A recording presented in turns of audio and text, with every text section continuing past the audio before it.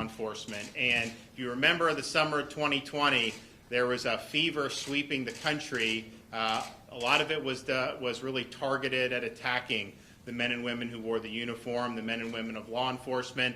A lot of the disorder and the rioting that we saw was, in some respects, targeted at the people that wore the uniform. And so there was a movement throughout the country to defund or reduce funding or reduce support for the people that wore the uniform. And in Florida, we said at the very beginning, that is not going to fly in the state of Florida. We're going to stand with the men and women of law enforcement. We did that last summer when all this unrest was happening. I had the National Guard and the state police forces out supporting all the folks in the local areas, handled it very, very well, and we want to thank the people that wore the uniform during that time, which was very difficult.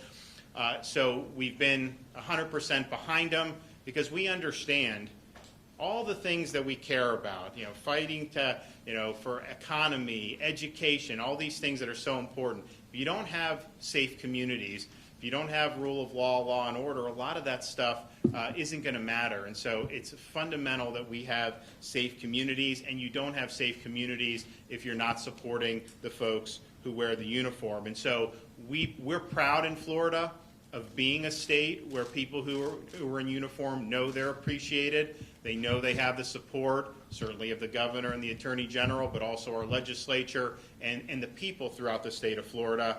In fact, last year during the legislative session, we felt it was important to show our appreciation for what folks have done, certainly since the coronavirus pandemic, obviously dealing with unrest last summer. And so we were able to secure $1,000 bonuses for every sworn law enforcement officer in the state of Florida. And so that was I think about 60 to 70,000 sworn law enforcement. We also did the fire and the EMTs, the first responders. So we're proud to have done that. And what people would say to me who got the bonuses, it's like, look, the $1,000 is obviously nice. When you're in this profession, you're not necessarily going to be wealthy. So it's nice, but it was much more than the money was showing that the state of Florida supported them and cared. And so we're happy to have done that. And I think it's also worth just reflecting on the first responders that we've shown appreciation for. We're coming up now on the 20th anniversary of September 11th. We actually have some folks here who've moved down from the NYPD to join here in Lakeland. We got one guy that's going to talk, Officer Spoto is going to talk about his experience. But just remember, when 9/11 happened, the people that were running in there were the people wearing the uniforms. They were going in, NYPD, FDNY, Port Authority, and we lost a lot of great people doing that, but they were getting people out of the buildings knowing that they would likely themselves never get out of the buildings. And so anytime something happens, we saw most recently with this crazed guy on drugs in Polk County, you need the folks in uniform to go respond to these crises. And so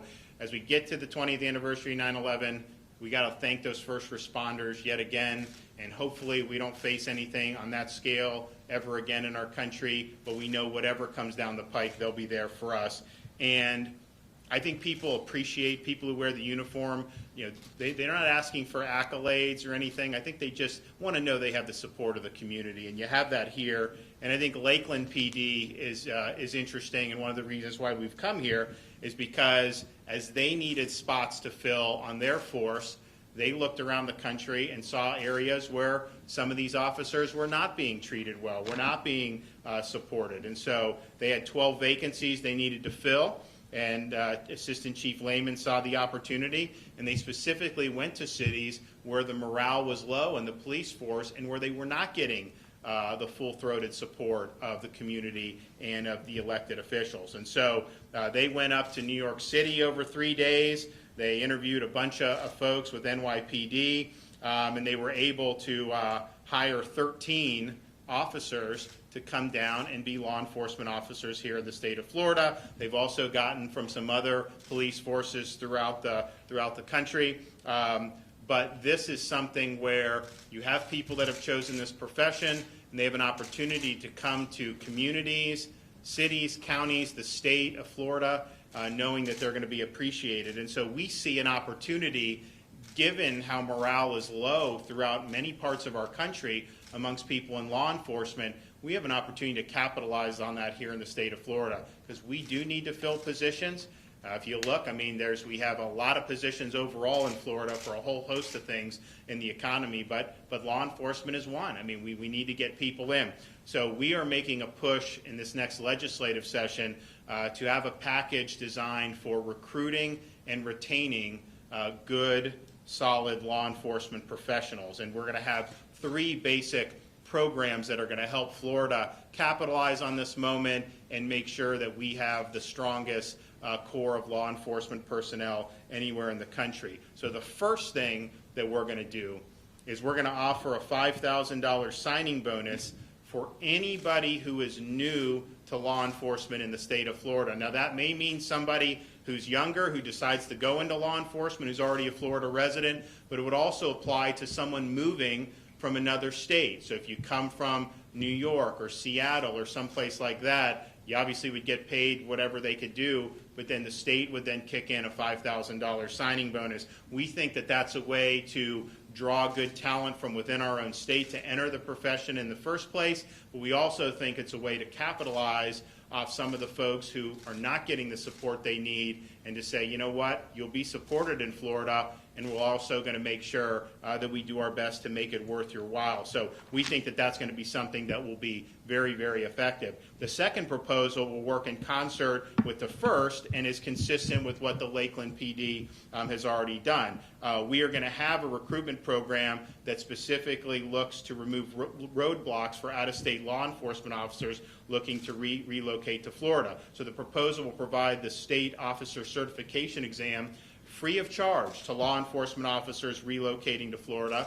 We will also cover the cost of any necessary equivalent training programs for relocating officers, up to $1,000 per officer. So this is an open invitation for folks in other states to look to Florida as a place where they can not only excel professionally, but also live in a great community like we see here in Polk County. And the third and final proposal is to create a Law Enforcement Academy scholarship program to cover the cost of enrollment for men and women seeking to serve their state and communities through a law enforcement academy. The initiative will remove barriers for motivated, high-quality law enforcement recruits who may not qualify for other state financial assistance through a state college or technical center.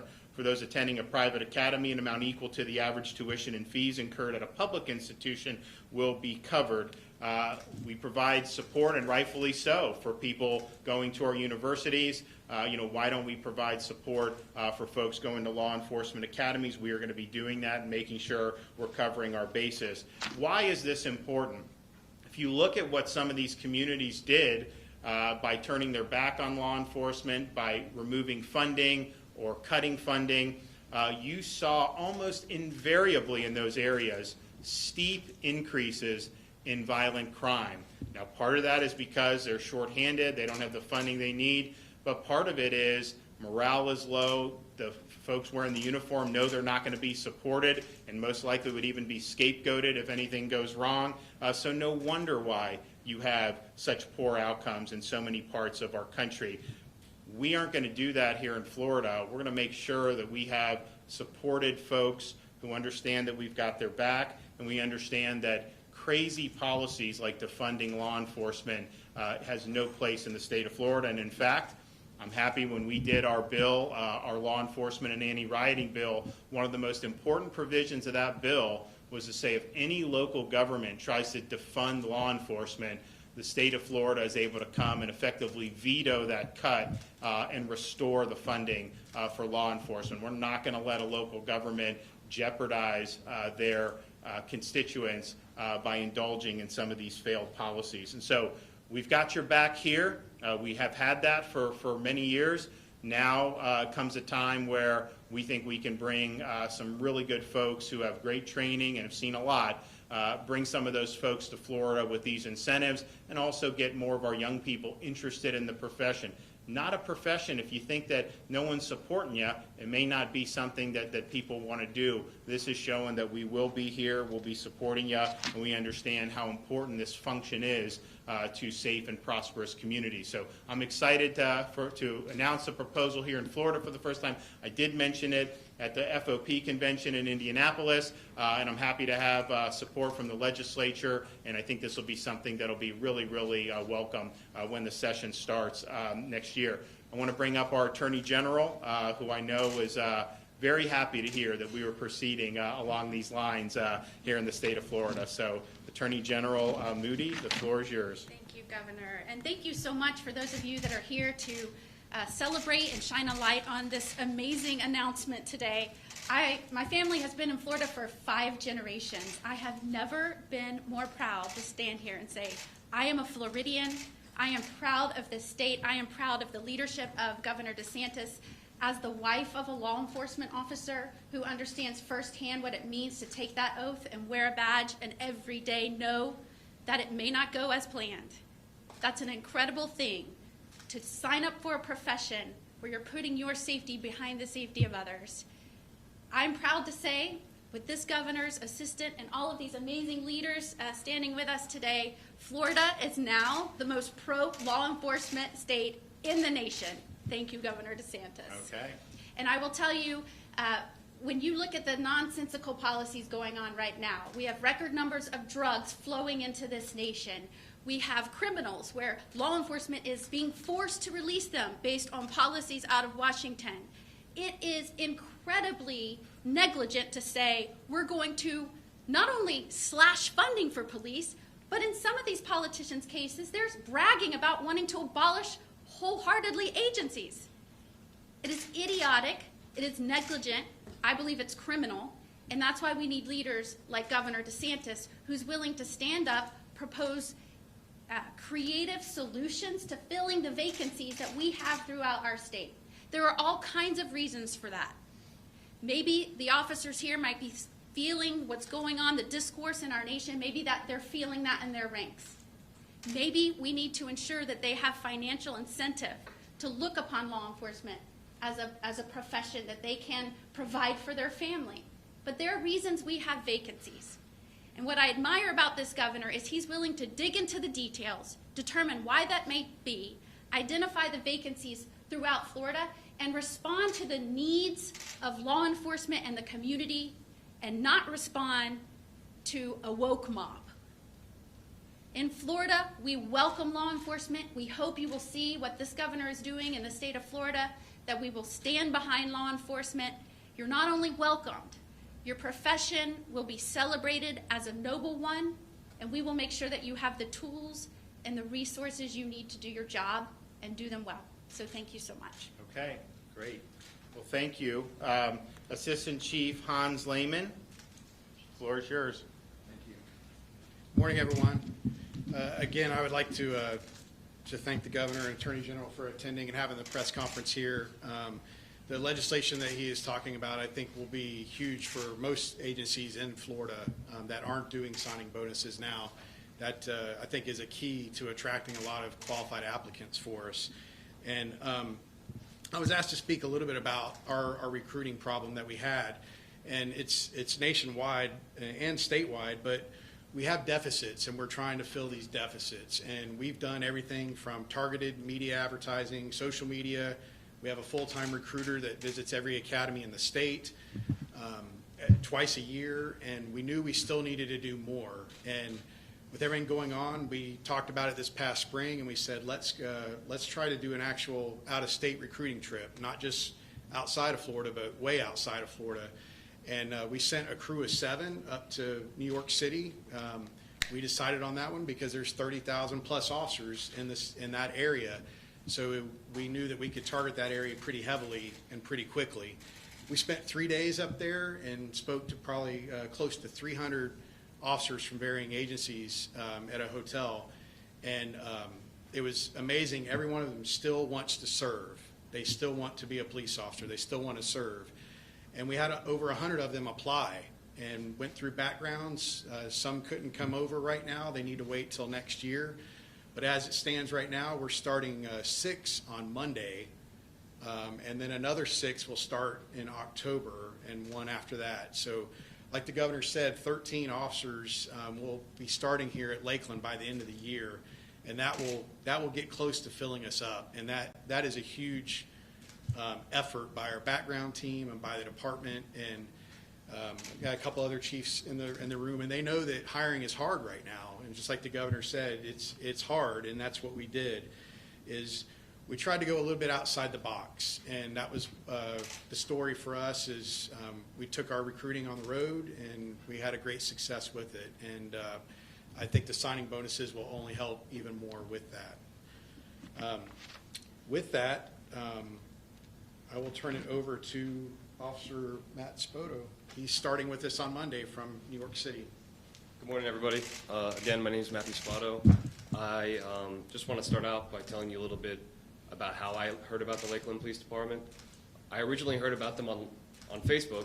They were doing a recruitment process in, I think, Times Square. I just happened to be there, went up for a training that I was there for. So I stopped by, I sat down with a dedicated team, background investigators of the Lakeland Police Department, and they're just telling me a little bit about life in Florida. I mean, it was an eye-opener. He said that you could park your police vehicles in front of your house. And to me, I thought that was mind-blowing. I used to have to lie about what I used to do. I used to have to tell people I was like a bartender, because it was almost like I was ashamed to be a law enforcement officer. And the fact that the governor did the $1,000 sign-on bonus for law enforcement officers, it really spoke to me. I think everybody, regardless of the career that you chose, you want to be appreciated of what you do. It doesn't matter what job you do. So I knew as soon as I saw the governor making all these strides to bring all these law enforcement officers down here, I knew this is where I wanted to be. And I'll tell you that I'm very excited for this next chapter of my life. And I really appreciate all the hard work that everybody does down here. Thank you. Can you just tell them about when you first got into NYPD and how many years you were there? And Sure. Yeah, sure. With? So I was only in the NYPD for about 2 years.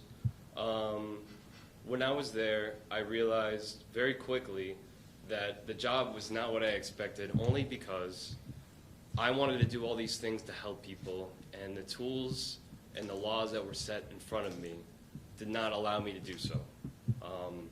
So looking into other options, knowing that I still wanted to be in law enforcement, knowing that I still wanted to help people, I wanted to see what I can do to progress my career. And I'm happy to say that I found a home in Florida. All right.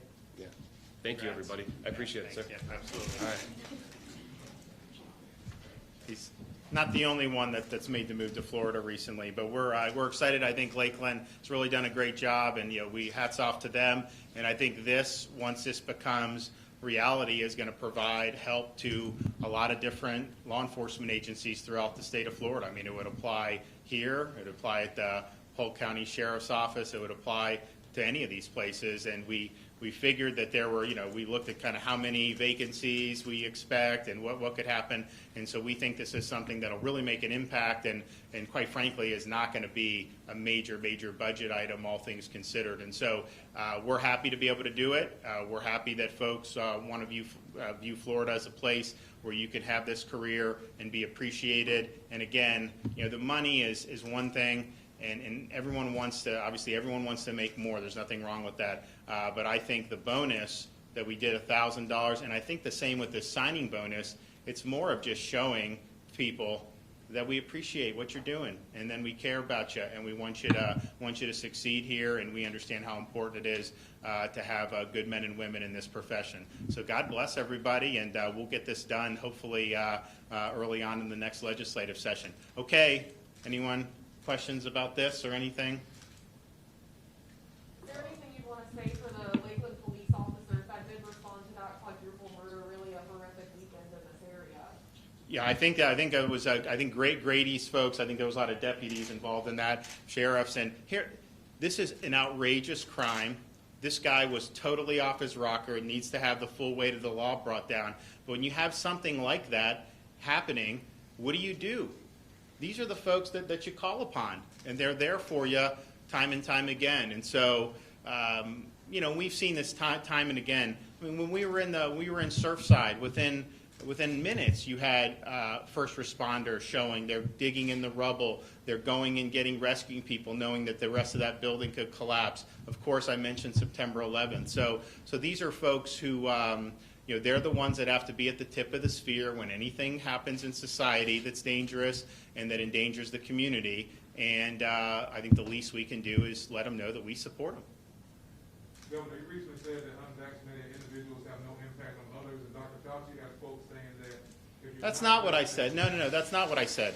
And not that I ever expect to be quoted properly. What I said was, if you're going to force vaccine mandates on people, just understand that what the data is showing us about the vaccine. The data is showing us you're much less likely to be hospitalized or die if you're vaccinated. That is true, and I think you see it in the statistics. However, the vaccinations have not created herd immunity. And so if the idea is that having herd immunity, you force everyone to do this and that will create herd immunity, that has not happened. It's still spreading. People who, obviously in Florida we're going down now, which is great, but that's not what the issue is it creating the herd immunity? Fauci also said if 50% were vaccinated, you would not see any surges anymore. Well, that isn't true. Look at, obviously the Sun Belt, look at the Pacific Northwest, look at Hawaii, huge surges that you've seen. And so, but just understand what you're doing. If you're forcing somebody to show proof of this, to eat at a restaurant or to do basic tasks, go to the grocery store. There's some places around, if you look at some of these places that have really gone off the deep end, to say to go to the grocery store you should have to do that. So we're not doing that in Florida. But the theory behind it is that if you make everyone have to do this under penalty of law, that somehow you wouldn't have spread. And I think we just have to be honest about what it's doing and what it's not doing. We had hoped that if you had 50%, then you wouldn't have that. We had hoped you could build herd immunity that way, but that just hasn't happened. It's not happening in Israel. It didn't happen in the UK. It's not happening in the United States. It doesn't mean that there's not positive impacts, but the positive impacts is mostly reducing the vaccinated individual's chance of being severely ill. Also, I would say, if you look at what we've done, we're leading the nation in pushing early treatment for people with COVID. And that's people that are not vaccinated, but it's also people that are vaccinated who are high risk, who we still see some of them ending up in the hospital. So we were able to do that. This has been available since December. We found that most of the people that were being admitted to hospitals, yes, most were not vaccinated, but almost none of them got the monoclonal treatment, the antibody treatment early on in their illness. And if they had done that, a lot of those people would not have done. So we've done stuff. We've done the one here in Polk County. It's seen 2,800 patients as administered treatments. And what you're finding is we're seeing the hospital census decline rapidly. We're seeing the emergency room visits for COVID-like illness decline. We're seeing the daily hospital admissions decline. So those are very, very good trends, but that's about understanding where there was a need for action, and then we did this, and we were able to put together a lot of sites very quickly. We're going to open up a couple more, so we're going to have, by the end of this week, we'll be up to 25 sites throughout the state of Florida, all of them being able to do up to 320 infusions a day. Now, most of our sites don't have that much demand, but I would say the one here in Polk is probably doing between 150 and 200 every day. Some of the other ones, like Bonita Springs, they do 300 a day pretty consistently, and then others do around 100. But the point is that by doing that, getting it early, we're keeping thousands of people out of the hospitals, and that's obviously better for their health. It's saving lives for sure, because not everyone that gets admitted to the hospital recovers, and it's also helping relieving a burden on the healthcare system, because we had higher levels of COVID patients. Now that's going down, so we're going to keep this going in that direction. But one of the reasons why we thought that this was something that needed to happen was because, yes, people just didn't seem to know about it, even though it had been available since December. So we've raised the spotlight now. Other states are following Florida. But it was based on the fact that you were still seeing people who were fully vaccinated test positive. Again, we didn't see the herd immunity that we had hoped for. And so in that situation, and we've already had great testimonials about this. Very elderly people who've been fully vaccinated for months get COVID, are symptomatic, and then they get the infusion, and either they stay out of the hospital. Some of them do get admitted, but I can tell you, we've had a number of these folks who get discharged, and the doctors are saying, had you not gotten the monoclonal, you probably wouldn't be getting discharged right now. So it's been a big success, and it's something that we're going to continue to do. But it is something that we recognize that this stuff, people were testing positive, both vaccinated and unvaccinated. And so in terms of hoping to just get herd immunity and all of a sudden, that has not happened anywhere yet in our country or in some of our other countries, particularly those that have been highly vaxxed. So you got to look at the data, and you got to make judgments on the basis of that. But I think we filled a real need with what we did with the monoclonals. Governor, the Buccaneers kick off on Thursday at home, full capacity, sold out. I know you're pushing for that last year. Your thoughts on the season, what it means for Tampa coming off the Super Bowl? It's a great question. So last year we learned, if you want to win a Super Bowl, just go get yourself a goat. And we got the goat, and we won the Super Bowl. And I'm excited for it because, I can tell you, last year's Super Bowl, it was exciting to win. Look, I was a Bucs fan when they wore the orange uniforms, and they would lose most of the games growing up. So it's been a long ride for me, and I know many fans in the Tampa Bay area. In fact, when you would go in the 80s, if you'd go to a game, there'd be more fans for the opposing team than there would be for the Bucs back then. And so, and we did, Coach Dungy did a great job bringing it. Obviously, they won a Super Bowl under John Gruden, but it's been lean. So Brady and other people, they have a great stuff. And so, could they do it? Could they win on their home field? They did. It was great. But I'll tell you, it would have been nice to have more people there than were in the stadium. And my view was, look, you say you can only have 25,000 people, but yet after the game, you got 100,000 people, swarming the streets. What honest difference does that make at that point? So I wanted to have that for the Super Bowl last year, but I'm glad they're going to be able to do it. And I can tell you, I would not bet against them this year. I think that they're going to be I think they're going to be tough to beat. And the thing about last year, because they were limited in their training and everything with COVID protocols, all this other stuff, they didn't really even, like I know Brady, he didn't even know a lot of these guys. It took a while, and then they finally clicked, and you could tell. And I predicted before the Super Bowl, like last year, when we had the one in Miami, I said the Chiefs are going to beat the 49ers. I didn't even broker dissent. I said, trust me, it will happen. They did. And then this time, I was very resolute about the Bucs, and it wasn't because I'm a homer, which I am, but it was. I honestly thought they were playing so much better than anybody else at the time that I thought that they would do it. Now, I didn't think it would be such a big margin, but they played great defensively and deserved a lot of credit for doing that. So I think it's going to be exciting. And if you look at what's happened in the Tampa Bay area with the sports, this is really kind of a golden era to be living in Florida, but particularly to be living in the Tampa Bay area. When you look at what the Lightning have done, obviously the Bucs, and last year with the Rays making such a good run, that people should really appreciate it. But I think it's going to be great, and I think we're going to have a really good season. I also just want to say, I was able to see some of the Florida State game. And they played well, and my hat's off to them. It was a very tough loss. I know a lot of the fans were very excited to be there, and it was exciting for folks. But I just think it's good to have all this. Remember, last year we were fighting just to have a football season. I would go meet with these players, and because the Big Ten canceled the season, and then the Pac-12 canceled the season. So then it was like, okay, well, if the ACC or the SEC goes, then we're not going to have a season.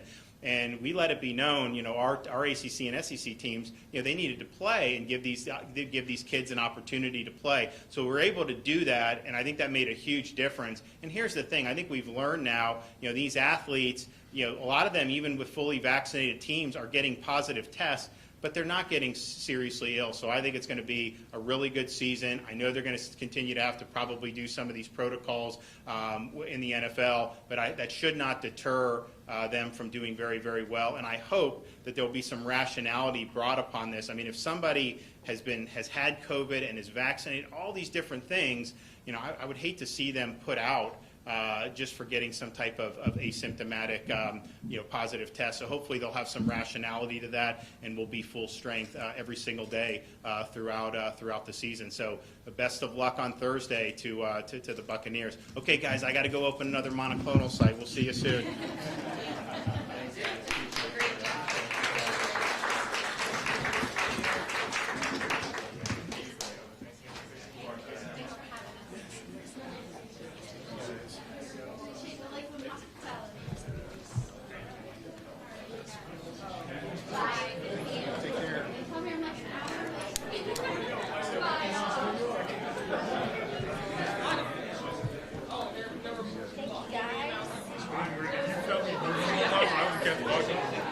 I was like, they're staying. I was like, I ain't talking.